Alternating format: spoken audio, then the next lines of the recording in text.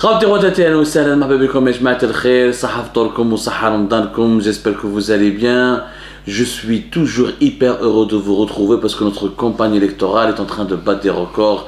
Y'a comme ça pour vos encouragements. On ne s'attendait pas à un tel enthousiasme.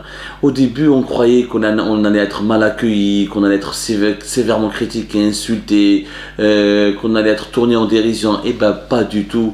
Vous êtes des milliers à nous envoyer des messages, à regarder nos capsules, notre campagne électorale pour le moment 100% digitale, en attendant la possibilité, l'opportunité d'être présent sur le territoire national pour participer activement et physiquement aux élections présidentielles, cette fois-ci anticipées du 7 septembre 2024. En attendant le début de la campagne électorale qui normalement, si tout va bien, va commencer au mois d'août 2024, nous continuerons avec vous ensemble à vous déployer ou à vous montrer, à vous révéler, à vous expliquer tous les axes de notre programme présidentiel où Inch'Allah le retour en Algérie sera pour bientôt. Nous allons conquérir cette liberté qui nous permettra d'être avec vous pour réaliser le changement. Il faut oser le changement, il faut débattre du changement. Comme ça pour votre suivi. Nous allons parler d'un sujet tabou, d'un sujet très sensible, l'armée et les militaires.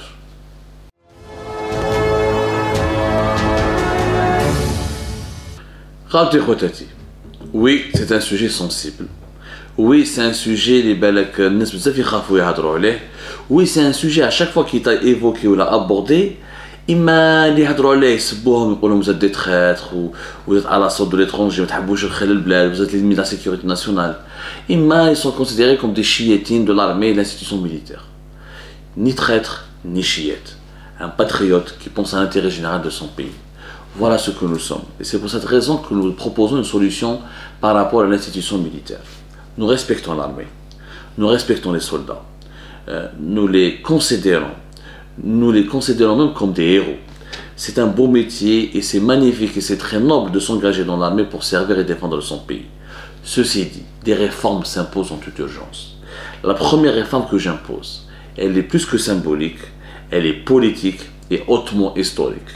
Je vais supprimer, en tant que moi, président de la République, dès que je serai élu président de la République, je m'engage à supprimer le service militaire. Il n'y aura plus de service militaire, je vais professionnaliser l'armée. L'armée doit se professionnaliser. Elle doit devenir une institution professionnelle dans laquelle on s'engage, avec laquelle on signe un contrat, avec laquelle on se forme. Porter l'uniforme et porter les armes, ça doit devenir un métier. Ce n'est pas une obligation citoyenne, c'est d'abord un métier. Parce qu'un citoyen n'a pas à porter les armes. Porter les armes, être militaire, c'est une profession qui exige des compétences, qui exige un savoir-faire, surtout dans le monde d'aujourd'hui. Je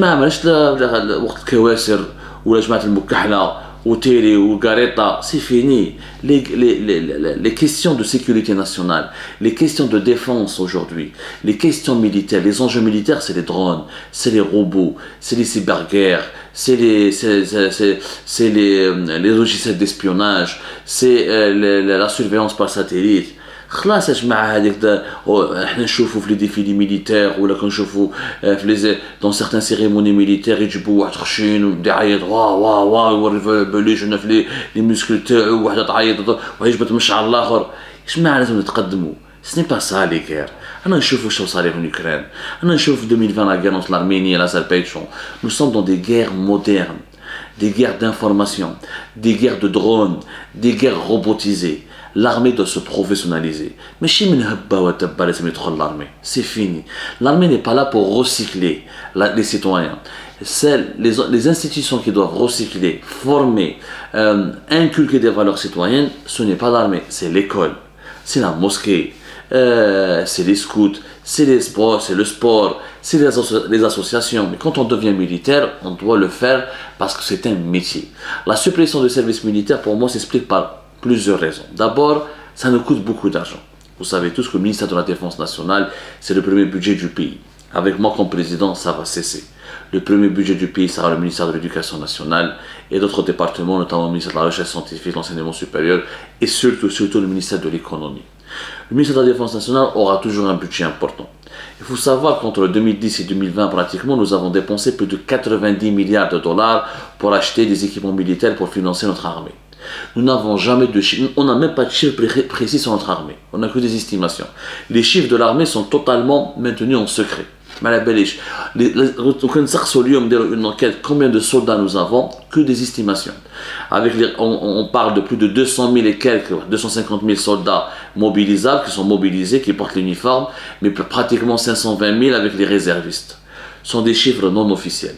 On ne sait même pas combien de jeunes sont enrôlés dans le service militaire. Combien de jeunes Algériens sont concernés par les services. Ils sont des milliers, des dizaines de milliers ou des centaines de milliers. C'est des chiffres qui sont tenus secrets. Et je mets avoir le nombre des soldats de notre armée, non, je sais, qu'il y a des sites spécialisés. Les États-Unis d'Amérique, on connaît quel est le nombre de leurs soldats. La Chine, on connaît quel est le nombre de leurs soldats. La Russie, la même chose. Est-ce que cela signifie qu'en connaissant les chiffres, qu'en connaissant réellement les modalités de fonctionnement de ces armées et leur financement, est-ce que ça veut dire que ces pays sont fragiles ou là ils peuvent être battus militairement? Ça ne veut rien dire. Je vais établir d'abord au niveau du Parlement la commission les questions de la défense et des questions militaires. Les députés auront le droit de convoquer les hauts responsables du ministère de la Défense nationale et d'accéder à toutes les informations, sauf à celles qui sont classées secret défense, c'est-à-dire le déploiement de nos forces, de nos unités de combat, les achats d'armes, certains contrats d'armement et certains dispositifs de nos unités de combat.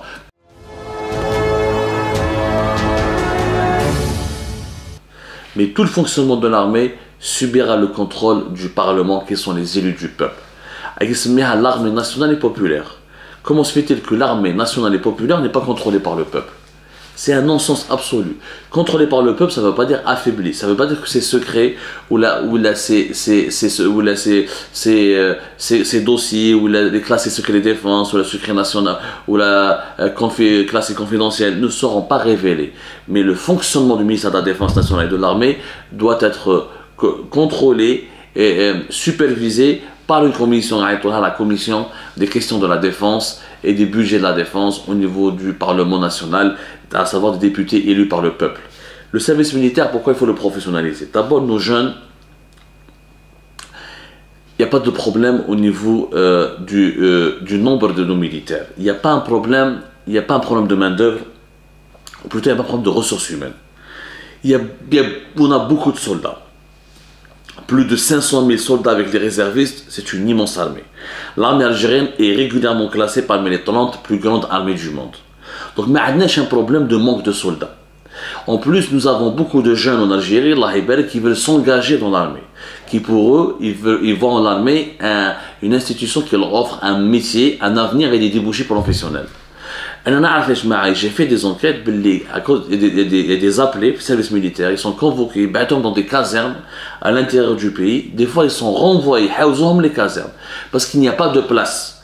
Tellement les casernes sont bondées, ils sont vraiment, ils ont craqué, tellement pas de place, même pas de lit, il n'y a même pas assez de nourriture pour les nourrir.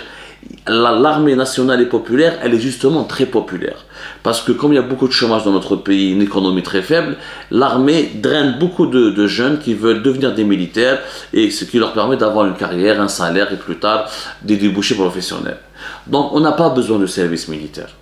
Je vais remplacer le service militaire par le service citoyen. Beaucoup de jeunes Algériens fuient le pays ou la vont à l'étranger parce qu'ils veulent fuir l'armée, parce qu'ils n'ont pas envie de rester dans une caserne pendant 2 ans où ils n'apprendront rien. Il faut dire la vérité, le service militaire tel qu'il existe en Algérie, c'est plusieurs mois, 1 année et demie, pratiquement 1 année, 1 année et demie de perte de temps. Parce que le service militaire, il a été réformé à maintes reprises, il était 2 ans, maintenant solo, 1 année, moi je vais le supprimer. Ni 1 année, ni 6 mois, ni 1 année et demie. On a un jeune Algérien, s'il veut travailler pour l'armée, il n'a qu'à s'engager dans l'armée à travers un processus de recrutement. Il bénéficiera d'une formation et d'un métier, d'une rémunération et servira sous le drapeau. Le service militaire, je vais le remplacer par le service civil, qui aura une durée de 2 ans. Je maintiens le service civil. Le service civil, je vais l'imposer à tous les jeunes Algériens. Moi, les médecins, parce que malheureusement, que les diplômés de médecine, des sciences médicales, qui sont obligés de faire des services civils entre 2 ans et 3 ans, dans certaines zones de l'intérieur du pays ou du sud du pays. Non. تقرا langue anglais دير service civil, تقرا médecine دير service civil, تقرا vétérinaire دير service civil, تقرا ingénieur دير service civil, تقرا avocat et دير service civil. Qu'est-ce que c'est que le service civil? Pendant 2 ans, tu es affecté au service de la société. On peut même prévoir une petite rémunération. Au lieu de donner l'allocation de chômage, je vais donner une allocation aux jeunes qui vont faire le service civil. Par exemple, il dit le service civil pendant 2 ans, il donne dans les wilayas de l'intérieur du pays à défendre gratuitement les justiciables algériens qui ne connaissent pas leurs véritables droits au niveau des tribunaux. C'est l'État qui lui donne une certaine allocation. Pour l'enseignement, quelqu'un qui est diplômé en anglais. On a un manque terrible d'enseignants en langue étrangère. Dans les wilayas, dans les régions où il n'y a pratiquement pas d'enseignants en langue étrangère. Et son service civil, c'est de travailler pour transmettre l'anglais, pour former les enfants de cette région à l'anglais, qui est une langue incontournable, c'est la langue universelle. La même chose pour que ce soit un enseignant en français ou un enseignant ou là pour un informaticien.